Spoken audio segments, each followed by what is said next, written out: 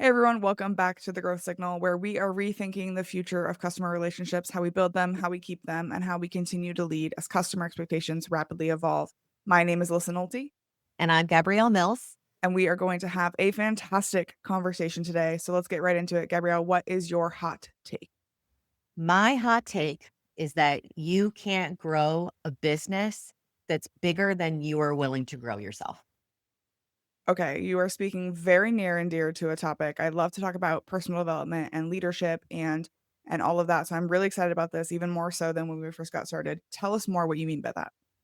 So I have been through quite a bit of journey in my entrepreneurship journey. And when I look back on what I have learned and what I'm currently learning and what I'm doing, it all comes back to if you are willing to grow yourself as a leader, then your business will be successful. If you are unwilling to do the work to continuously develop yourself, get better, grow as a leader, be more humble, be more have more grit even as you climb up the ladder, your business will feel that and it won't be as successful as you want it to be. It all starts with what you're willing to invest in yourself. And I think some of that too, one of the topics that tends to come up on my shows is a lot of self-awareness, right? Yeah. Because I think if you need to grow yourself in order to grow your business and you are kind of the upper limit of what your business is capable of, Hmm. but you're not aware of where your failures, your limitations, your struggles or your challenges are, then you're never actually going to achieve that Yeah. because if you can't see it, if you can't admit it to yourself, then you're never going to fix it. Yeah. And we're all a work in progress. And I think that um, as you are in business ownership long enough or in your role long enough or as a leader, you kind of you get comfortable and secure and confident in what it is that you do, which is absolutely wonderful. But we are always a work in progress. So even though you've reached a certain level of success where you are, I think the best leaders are the ones that continue to grow and develop themselves because they know that they don't know everything, that they're not good at everything, and they want to constantly learn how to be better so they can apply that in their teams and in their companies. Yeah, because you were using words like, "Oh, you get comfortable, you get confident," and the immediate word that popped into my head was, "And you get complacent," and you're You just, like, can gonna get settle. complacent. You can get complacent, but I think that sometimes, like, we think of complacent as a negative thing, as I think we should, because it's not great. But when you think about being confident in what you do, that's not a negative thing. Like, you get to be like, hey, I've done this, I've been here, I've earned my stripes. But that can also close off your perspective of wanting to learn more. And hey, there are things that I don't know, or maybe there are theories or situations or some or circumstances from another department that I could learn about and apply to what I do and constantly expand your thinking. So while confidence is wonderful and complacency is bad, I do think that we have to be aware to not close ourselves off from learning other things and continuing to develop ourselves so we can get even better. What do you think is the biggest blind spot leaders have when it comes to growing their business? When you talk about that, are you talking about mostly like leaders of teams or leaders of organizations? Maybe let's hit both. Let's do the organization first. Okay. I think as an organization gets bigger, I think leadership sometimes tends to run um, more scared. And what I mean by scared, I don't mean like fear scared. I mean like there's more red tape and there's more people you have to please and there's investors and stakeholders and departments that are going to be offended if you step in their lane, things like that. So I think you get the bigger the company, the safer decisions are because there's so many different layers to those decisions. And I think the best organizations are the ones that innovate and are agile and can move fast, but it's really tough to do that in an organization. So um, I think your original question was what's getting in the way, right? Yeah. Um, I think what's getting in the way is leaders not making enough pathway for that creativity and innovation to happen. And there's so many things that so many rules you have to follow that it might stifle some of that creative thinking. Yeah, I consulted for a, Fortune 100 company, so big organization, global, and I have a distinct memory of sitting through a 45-minute meeting, no joke, on which word should be bolded in an internal email that was gonna go out to, like, 60 people that none of them were gonna read, and I remember thinking, like, is this really at its core, like, what the company was meant to do? Because I think a Yeah. lot of companies at that size, they get away from what their purpose was and what their intent was, right? Your intent was not to sit in 45-minute meetings with 15 people to decide what words to bold and what words to not bold. Yeah. And I think when you're in a smaller organization, you're closer to the money.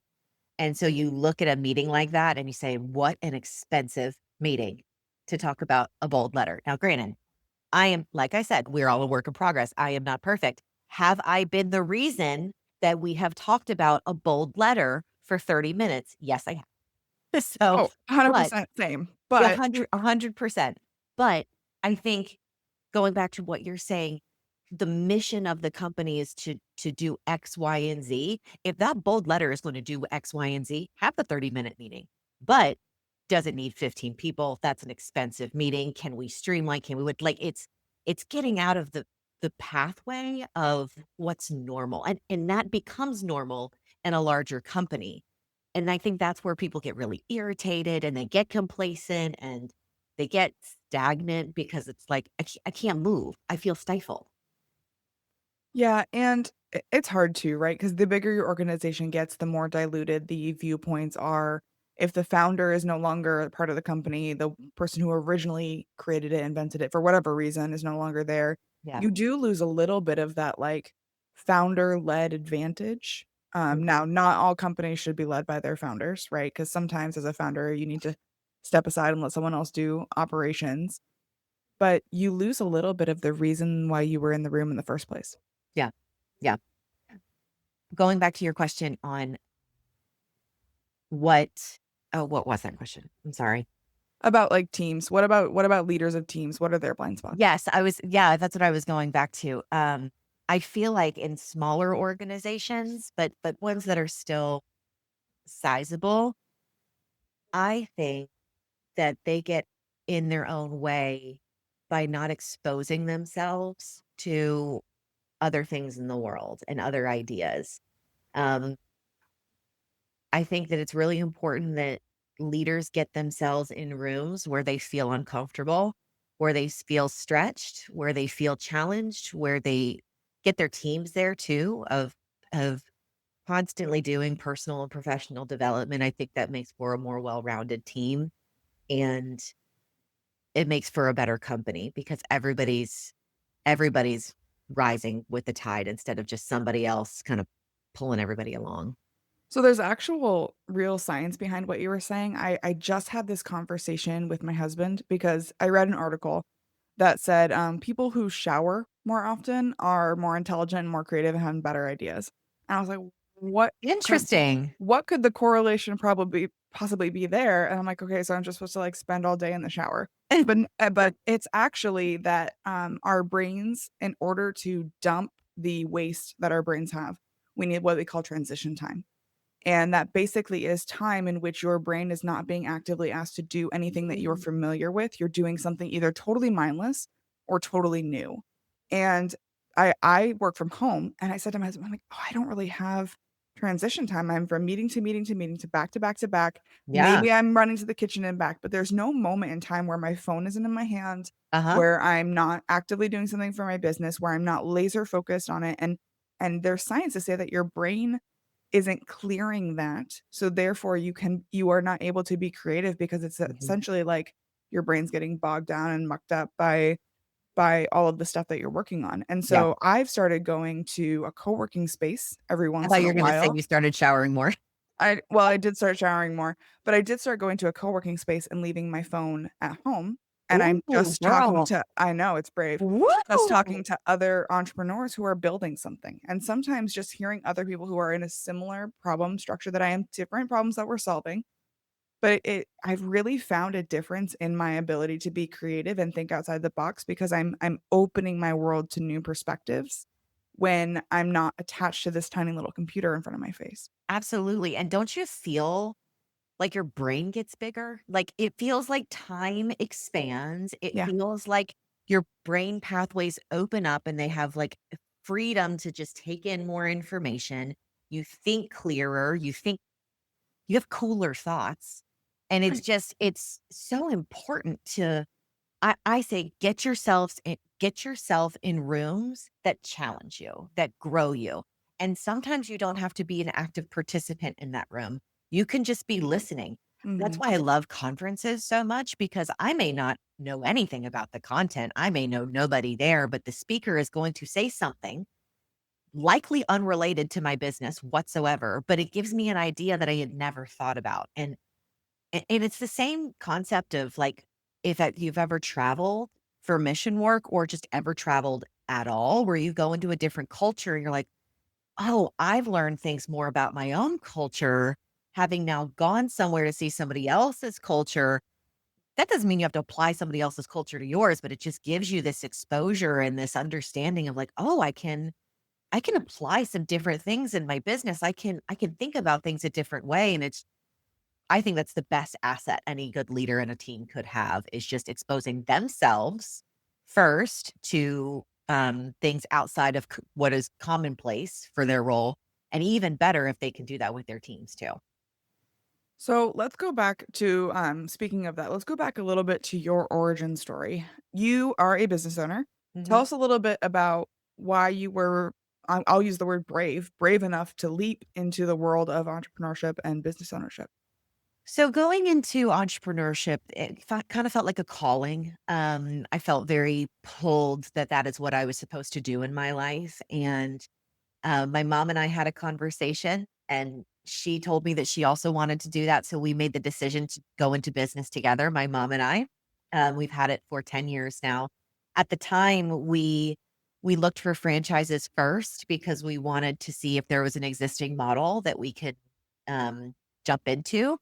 And when push came to shove, there wasn't anything that really put fire in our hearts in anything. So we came up with the concept of sourced by asking businesses what they needed and where they were underserved. And then we opened the business and have been on a journey of how do we do that the best that we can, better than anybody else in the industry. And so that's what we've been doing for 10 years. We've been very blessed to do that. It has not been without its bumps and its bruises. And girl, there's a whole podcast for another day.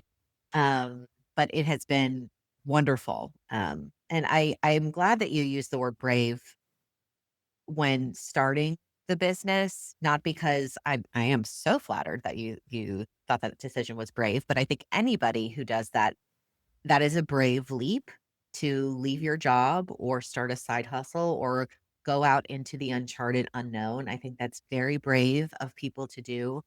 But I think that's what we were meant to do. We weren't meant to be silent. We weren't meant to sit on the sidelines and hold our ideas that nobody could hear them. We were meant to take action and follow the callings on our heart. And I love to see when people get up and they go make those things happen. And if they don't work, then so what? It's not that serious. It will go do something else. So I love seeing people get started on what it is they want to do. I do too. I love that the feel of entrepreneurship. Like if you've ever gone to one of those startup events where it's just a bunch of people who are trying to start stuff, like Mhm. there's energy in the room. But there is one thing, you used one word very specifically that I want to key in on when you were talking about starting your business, because I think it's the part that a lot of entrepreneurs miss. You said you went around and you asked businesses what I they did. needed. Mhm. That I feel like that keyword, the word asked, is something that a lot of people miss because I see a lot of people starting businesses because they saw something on TikTok or because they had a what they think is a brilliant idea, but they've never actually validated it with Mhm. someone who would pay them money for it. Yeah, I've been guilty of that too, right? I'm a yeah. serial entrepreneur. And that is the piece though. It's not sexy, it's not exciting, and it's actually really scary to go Very ask scary. businesses. Yeah. So how did you, 1, get over the fear of going and actually asking, and 2, take what you were hearing and turn it into a real thing people were willing to pay money Mhm. for? So here's the thing. We've all had really great ideas and we get really passionate about things. But what I have found is that when you open up your hands to say, I want some help with this, I need some advice, I need some guidance, the blessings that people will give you back is immeasurable. It's you just have to ask the question and people are willing and looking for and excited to help you. I think oftentimes we don't wanna go out into the world and look stupid. So we keep our thoughts to ourselves, we come through very professional, blah, blah, blah, and I do understand that, and especially as you get, more, advanced in your career, you don't wanna look like you don't know what you're doing, I totally understand that. But as I said in the beginning of this, we're all a work in progress. So if you're open and honest about where you are in the journey and you're like, "Hey, I have an idea. I would love your feedback." The amount of kindness and open-heartedness and, oh my gosh, the amount of advice that I have not had to pay for that has been priceless advice has been amazing. And so I think we don't want to put ourselves out there because we're scared of looking stupid when really you're just getting the best advice ever, totally for free, and people who literally want to help you. And it's if you frame it like that, it's not hard to do anymore. And the more logical, like, yeah, it's a very heart-centered approach to it of, like, a very, emotionally driven approach.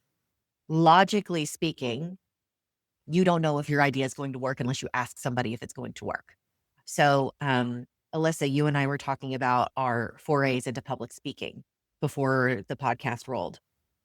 I don't know if a speech is going to hit the notes I want it to hit unless I do it in front of people and I get their feedback.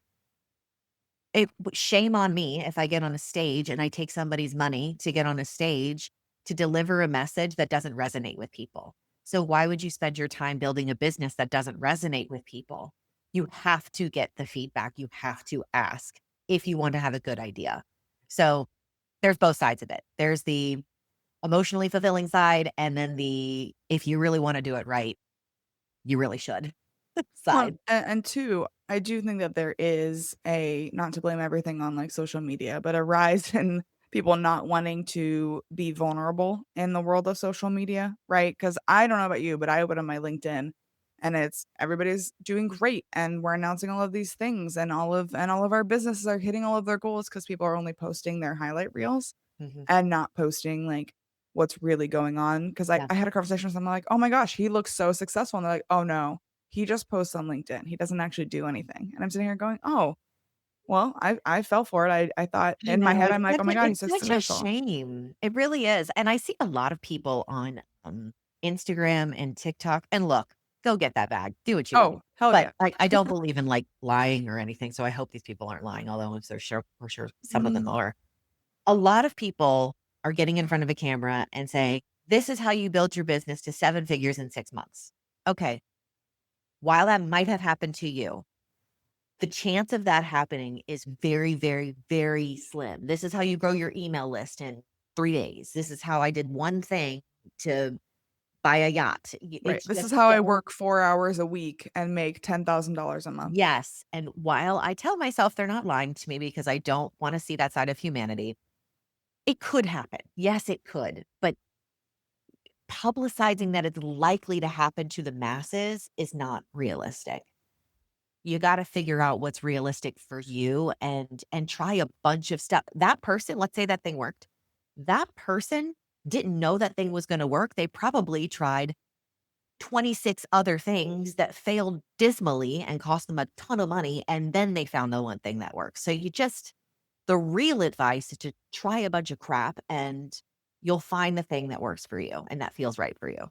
Yeah, and you'll know it. You've said it a couple of times when, like, you can feel it. You feel called or you feel the calling on your heart. Like, you'll know when you found the right thing, and it's okay to not find the right thing for a while. Yeah. Mhm. So Absolutely. when it comes to actually scaling a business, right? Because it's not enough to just say like, "Oh, I have a good idea," and people are willing, people have given me good feedback. How do you actually take it from a good idea to a money generating, profit generating activity? I'm so glad you said this. I actually have a whole talk around this. I call it the scale framework. And so scale, SCALE. These are the 5 things in a business that an entrepreneur or a leader need to focus on in order to substantially grow their company with sustainability. Being able to just see through the ups and downs of everything. First one is systems. Second one is capital. A is for automation, technology. L is for leadership, and E is for expansion. These are the 5 ingredients I believe that help a business scale effectively, and looking at the things that matter in an order that will actually grow the business to be profitable and sustainable. Yeah, unfortunately, systems for a lot of entrepreneurs, not very exciting, not very sexy, not something people really usually, as one of them. I really don't want to start with systems, but I know inherently, like, okay, I have to have systems in place if I'm ever going to scale. You So do. tell us I more have a about little it. joke, Alyssa, that I should have called the S shower, not to be confused with your shower story, but, I have a story that I almost quit my business, um, while I was crying in the shower for the 4th time that week, and it was because looking back on it, it was because I didn't have systems. And so when I give this talk, systems is the most important. I say if you get nothing else out of this 60-minute presentation, hear this. It is systems. You have to have ironclad systems in your business. Period, bar none, or you're vulnerable. Well, and I think a lot of us too, again, putting on my entrepreneurship personality hat, I want to skip right to expansion, right? Like that's Oh what I'm here to yeah. do. I'm here to grow my business. I'm here to be, Oh, someone who stands on stage and everyone applauds because she's so successful. But there is, to your point, 4 other steps before that uh-huh. in your Mhm. framework. Yep. So Expansion is so fun, but it won't be fun if you don't make it strong, your infrastructure strong before you get to that. Because you can't have fun until you've built a business and you've built your capital in such a way and your team in such a way that can support the expansion that you want to have. if someone is currently crying in the shower and trying to figure out what comes next for their business, and here's this, what is the one thing you would have them do first in order to scale? But 100% create your systems. And when I mean create your systems, I mean create repeatable processes. So that is your standards, your processes, your how-tos, your instructions. Everything in your business, every department, every role, everything needs a defined system around it, and then you document it. Put simply, write process, uh, create process, write process down. Really is what it is. That way, you can train any new staff on that system, and then you can reinforce it with your current staff, and you're not just left to people's memory and what they can recall. That's not going to be consistent. That's not going to create growth. So that's why I was crying in the shower, is I didn't have good enough systems. So what I want people to be doing in the shower is that transition mode and calming your brain to open up your brain for new ideas, not where I found, which was, wondering if I should quit it all.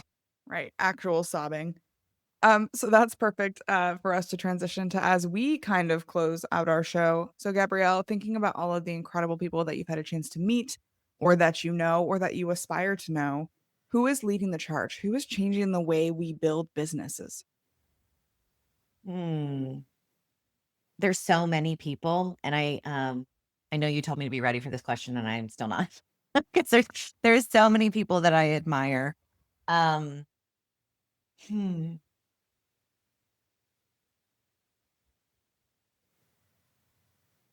I'm gonna go with some old faithfuls. Okay. Okay, so I don't have one.